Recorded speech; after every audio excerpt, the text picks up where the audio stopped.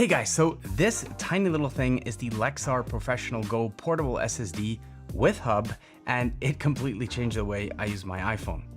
So I've been using the iPhone 15 Pro Max for like about a year now, and before that I was using the iPhone 14 Pro, and before that I was using the iPhone 13 Pro Max, and so on and so forth.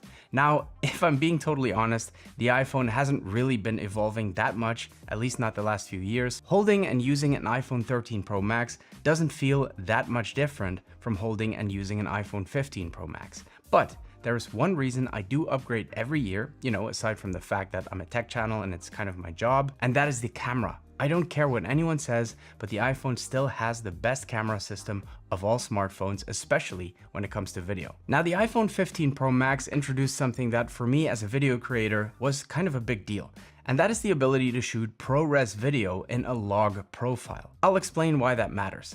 The cameras on these phones have been pretty great for a couple of generations now, and as a creator, there's always moments where I really need to get some quick footage, but I don't have my actual camera with me. But I do always carry my iPhone with me. Now, the ability to shoot in a flat log profile gives me more space to play around with the colors and the look of the video in post-production, which means I can match the look much better to the rest of my footage. And to have something like that in your pocket at all times is a big deal. Now, having said that, there are two huge caveats to that. One is that the ProRes log files are massive, and since the iPhone's internal storage is limited, it means that I can only shoot in this profile for a short amount of time, before my iPhone will run out of storage. The second caveat is that in order to shoot ProRes log at 60 frames per second, which is what is needed to get those smooth slow motion shots when you're editing your videos, you need to have an external storage device connected to your iPhone. Regardless of the space it would have taken up on my phone, which is insane, it is simply not possible to shoot 60 frames without an external storage device, like an SSD. Now, inside this little Lexar pouch lies the solution. You see, as you can imagine, having an SSD dangling off your phone doesn't exactly make for an ideal setup. In fact, I remember a video of a fellow YouTuber, Sidney Diongson, who actually said it best when the iPhone just launched. And the fact that you can film in Apple ProRes log is so cool. But I mean, to be fair, I don't think the normal sane person would ever film ProRes log and have some sort of SSD hanging out of their iPhones. That's kind of silly. Now, a couple of weeks ago, Lexar was kind enough to send over a brand new solution to this problem, and it's been an absolute game changer. This tiny little thing is actually a 1 terabyte SSD drive, and it even comes in 2 terabytes as well, same size. And as you can imagine, this changes everything. And combined with this hub and this little accessories pouch, the possibilities are endless. Let me run you through it. I mean, the size is just nuts. This is 1 terabyte of storage, all wrapped up in a 43.5 x 25 x 8.25 millimeter design. And all you have to do to turn your iPhone 15 Pro Max into a ProRes log recording beast is this. It instantly increases my recording time in its highest settings to more than 70 minutes, up from 7 minutes, and that wouldn't have even been 60 frames per second, it would have been 30. Now, that alone would make this thing a worthwhile purchase for me. But there's way more to this thing than that. Now, while it's totally fine to stick this thing straight into the iPhone's USB-C port like that, my favorite way of attaching this thing is by using the male to female USB-C adapter that comes with this package. It basically relays the USB-C port so that the SSD sits flush against the back of the iPhone. And not only is that a much more secure way of using it, I mean, there's virtually no chance of knocking this off, it also serves as a little finger grip, which I really like.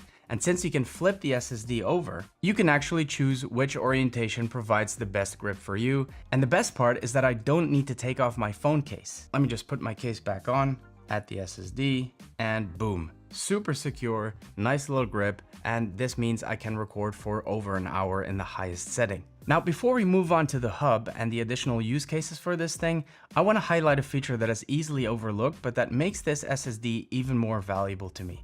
We already talked about the massive file sizes you get when shooting in ProRes log. Now, because they're so large, transferring them from your phone using AirDrop is a non-starter.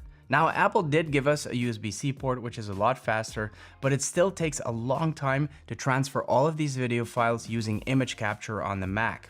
What I found to be much faster is to use the SSD to transfer even the videos I shot onto my iPhone's internal storage onto the SSD by using the Files app, and then simply plug the SSD directly into my MacBook, and boom, files transferred in no time. Because of the 3.2 Gen 2 high-speed interface and the high read and write speeds of 1050 and 1000 megabytes per second respectively, lossless recording and fast file transfers are guaranteed. Now, of course, if you're shooting log footage in 60 frames per second, that footage will be shot straight onto the SSD anyway, which makes the process of getting it from your phone to the computer even shorter. Now, because the SSD is so light, you can easily use something like a gimbal with the SSD attached without any issues. No cables or complicated rigging needed. Just plug and play, stick your phone into the gimbal, and you're done. The same is true for these phone rigs. I like using these rigs a lot. The iPhone is quite small to hold, and so it's easy to get a bit jittery, shaky footage. These rigs make it feel a lot more substantial, and they offer additional balance. Now, when I am using a rig, I usually want to hook up some extra stuff to the USB-C port, maybe a light or an external battery to keep the recording going.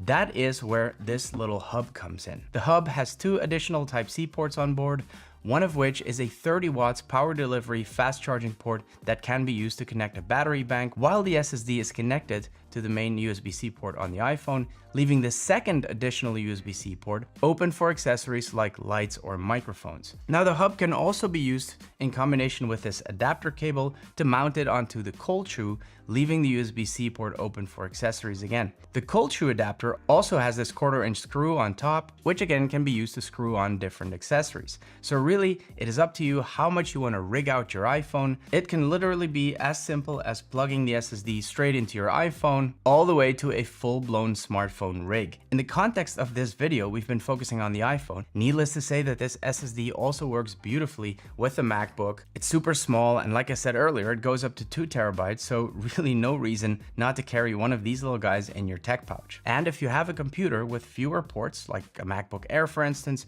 you can use the hub to use the SSD while expanding your ports at the same time, so you can keep your MacBook charged while using the SSD and still have a port to spare for additional accessories. So yeah, what can I say, guys? To get this much storage in such a tiny package designed to be used with the iPhone, but with a plethora of alternative use cases as well, seems a no-brainer to me. Thank you so much for watching, and see you in the next one.